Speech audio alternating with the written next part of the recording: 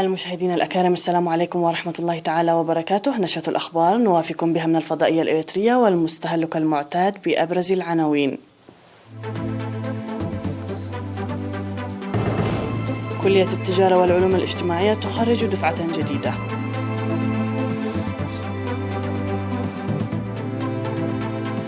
إدخال معدات العلاج الطبيعي في القاش بركة.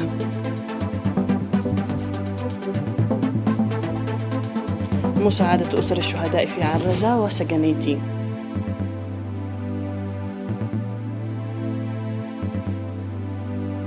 الأمم المتحدة تعلن انتهاء مفاوضات جنيف حول ليبيا دون إبرام اتفاق. الرئيس الصيني شي جين بينغ يتمسك بسيادة بلاده على هونغ كونغ. وفرنسا وأستراليا يعيدان إحياء علاقتهما بعد جمود بسبب أزمة الغواصات.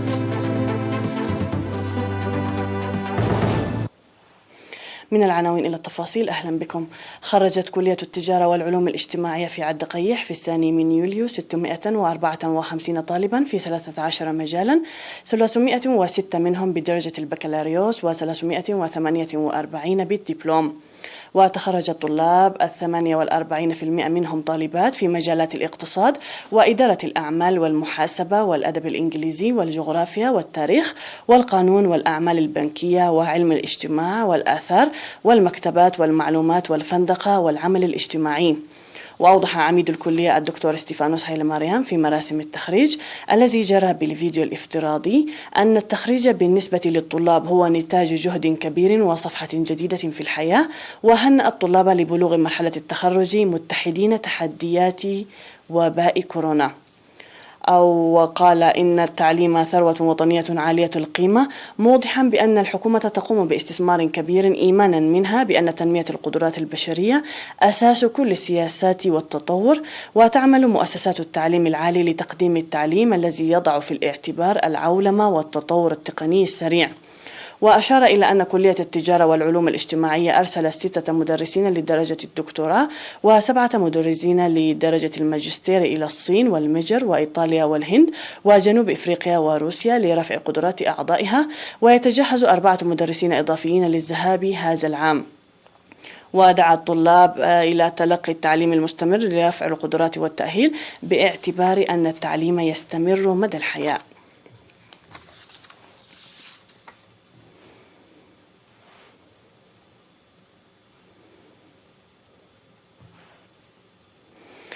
أدخلت معدات العلاج الطبيعي لتوسيع وتطوير الخدمات الصحية في مستشفى إقليم القاش بركة المرجعي. وأوضح خبير العلاج الطبيعي في المستشفى السيد كيداني قبر ميكائيل أن خدمات العلاج الطبيعي كانت محدودة لمحدودية القدرات المهنية والمعدات الحديثة، وقد أدخلت المعدات التي أسهمت في تخفيف مصاعب الأعصاب والعضلات والمفاصل والدورة الدموية والعمود الفقري والرقبة. وأشار إلى توجه المرضى سابقا إلى أسمرة لتلقي العلاج الطبيعي، وقد ساعدت المعدات الحديثة المدخلة في حل المشكلة.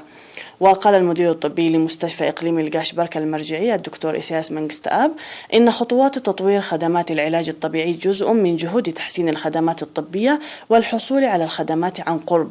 وذكرت مسؤولة الخدمات الطبية في مكتب وزارة الصحة في إقليم القاش بركة الممرضة قرقيش بياني أن المعدات الطبية التي يتم إدخالها في المؤسسات الصحية عامة ومستشفيات بارونتو وأقردات وتسني تساعد لتقديم خدمات متكاملة وتخفض من التوجه إلى أسمرة لتلقي العلاج.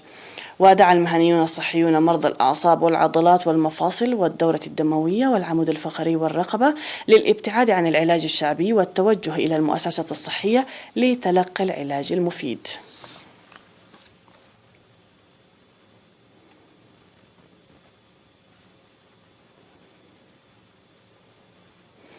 قدم عمال الخدمة المدنية في مديرية عرزة 112 ألف نقفة لأسر الشهداء المحتاجة في المديرية. وأشاد مدير المديرية السيد رؤسوم كفل مريم بمبادرة العمال، داعيا المواطنين لتعزيز مساهماتهم لمساعدة أسر الشهداء المحتاجة. كما قام العمال بنفير تنمية بمناسبة يوم الشهداء. وقدم عمال المؤسسات الحكومية في مديرية سجنيتي 50 ألف نقفة لدعم أسر الشهداء.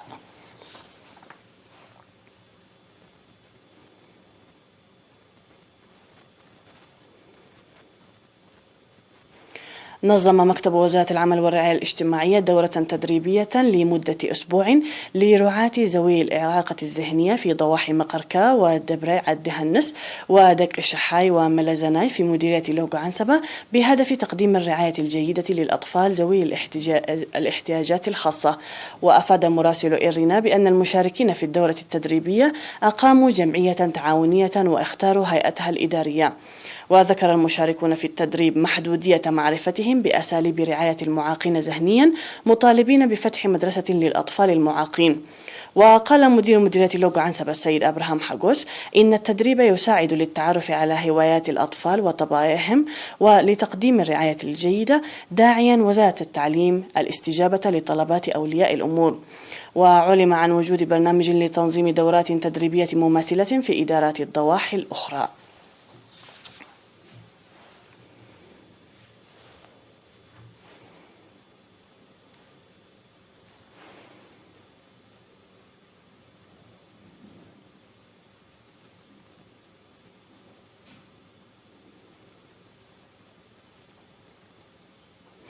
مشاهدينا الكرام، كانت هذه الأنباء المحلية. فاصل ونعود مع الأنباء العالمية، فابقوا معنا.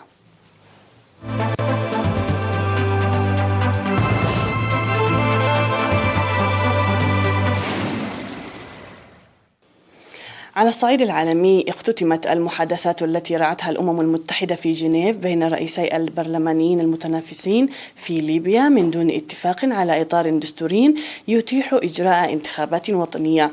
وقالت مفوضة الأمم المتحدة ستيفاني ويليامز في ختام 3 أيام من المحادثات التي جرت في مقر المنظمة الدولية في جنيف: إذا كان التقدم الذي أحرز خلال جولات المشاورات الثلاث في القاهرة وهذه الجولة في جنيف مهما، فإنه يبقى غير كاف. ضمن نفس الإطار، أفادت وسائل الإعلام الليبية بأن الخلافات تتصل خصوصا بإمكان ترشح من يحملون جنسيتين أو لا، واستبعاد من يحملون جنسيتين من الترشيح للانتخابات. وتحدثت المفوضة الأممية عن تفاهم غير مسبوق حول عدد من المسائل القديمة العهد، وخصوصا توزع المقاعد في غرفتي المجلس التشريعي.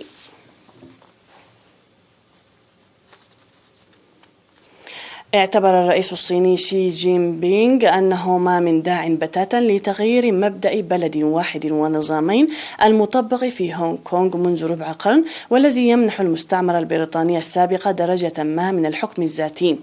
وقال شي خلال حفل أقيم في هونغ كونغ بمناسبة مرور ربع قرن على استعادة بكين السيادة على المدينة من بريطانيا: إن هذا النموذج هو نظام جيد لدرجة أنه ما من داع بتاتا لتغييره، ويجب الإبقاء عليه لفترة طويلة. وأضاف أن كل ما فعلته الصين منذ الأول من يوليو عام 1997 حين عادت المدينة إلى سيادتها كان لما فيه خير لهونغ كونغ.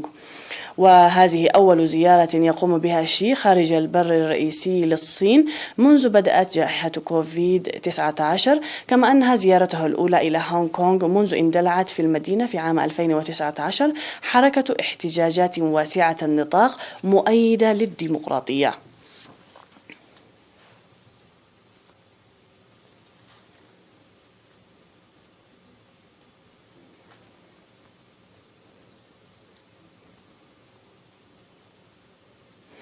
بعد فترة من الجمود، أعلن الرئيس الفرنسي إيمانويل ماكرون ورئيس الوزراء الأسترالي الجديد أنتوني ألبانيزي أنهما عازمان على إعادة بناء الثقة بين بلديهما التي تدهورت بشكل خطير إثر فسخ كامبيرا عقدا ضخما لشراء غواصات فرنسية.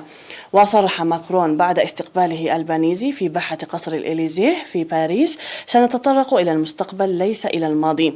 واعتبر أن رئيس الوزراء الذي وصل إلى السلطة في مايو بعد فوز العماليين في الانتخابات التشريعية ليس مسؤولا عما حصل. والعلاقات بين البلدين في أدنى مستوياتها منذ إلقاء كامبيرا في الخريف عقدا ضخما بقيمة 56 مليار يورو لشراء 12 غواصة فرنسية لقاء شراء غواصات تعمل بالدفع النووي في إطار الإعلان عن اتفاق أوكوس بين أستراليا والولايات المتحدة وبريطانيا. واتهم ماكرون حينها رئيس الوزراء الأسترالي سكوت موريسون بالخداع، وتم استدعاء السفيرين الفرنسيين في كامبيرا وواشنطن إلى باريس في إجراء غير مسبوق. أقرت ولاية كاليفورنيا قانونا يهدف إلى الحد بشكل كبير من العبوات البلاستيكية غير القابلة لإعادة التدوير والبوليسترين خلال السنوات العشر المقبلة، وهو جهد سيعود للمصنعين أنفسهم تنفيذه وتمويله بموجب هذا التشريع. النص الذي أقره هذا الأسبوع أعضاء الكونغرس في كاليفورنيا وصدق عليه الحاكم غافان نيوسوم ينص على أن 30% على الأقل من العبوات البلاستيكية المباعة أو المستخدمة في الولاية يجب أن تكون قابلة لإعادة التدوير بحلول عام 2028، على أن ترتفع النسبة إلى 65% على الأقل في الأول من يناير لعام 2032. ويتصدى القانون أيضا إلى التلوث الناجم عن عبوات الأغذية المصنوعة من البوليسترين الممدد، والتي تستخدم على نطاق واسع في الولايات المتحدة في الأكواب أو الأطباق في مطاعم الوجبات السريعة.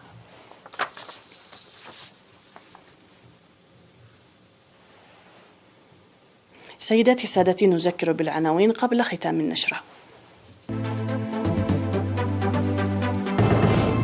كلية التجارة والعلوم الاجتماعية تخرج دفعة جديدة.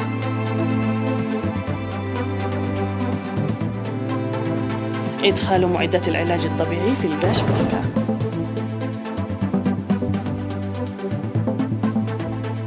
مساعدة أسر الشهداء في عرزة وسجنيتي.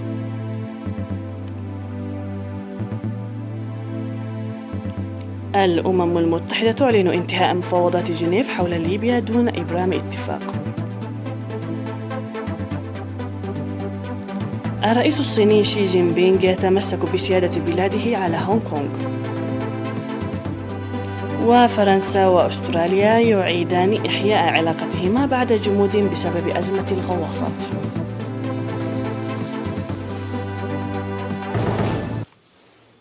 مشاهدينا الكرام، هكذا نكون قد وصلنا وإياكم إلى نهاية النشرة قدمناها لكم من الفضائية الإريترية. شكرا لكم على حسن المتابعة، إلى اللقاء.